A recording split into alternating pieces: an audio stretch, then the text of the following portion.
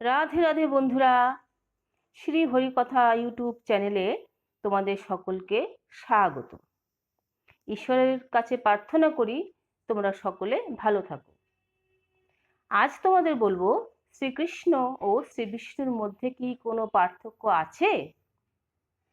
তাহলে বলি যে না, শ্রীকৃষ্ণ এবং শ্রী বিষ্ণুর মধ্যে তত্ত্বত কোনো পার্থক্য নেই। তবে শ্রীকৃষ্ণ গোলক বৃন্দাবনে থাকেন এবং শ্রী বিষ্ণু বৈকুণ্ঠ ধামে বিরাজ করেন।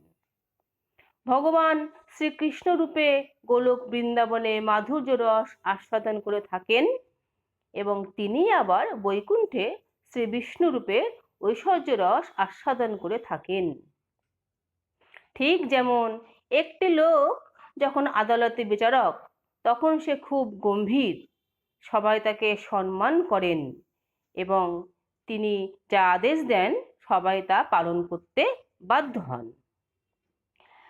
কিন্তু সেই লোক যখন গৃহে ফিরে আসেন, তখন তার নাতনি নাতনিরা তার উপর উঠে নানা বায়না করে এবং তার সঙ্গে খেলাধুলা করে।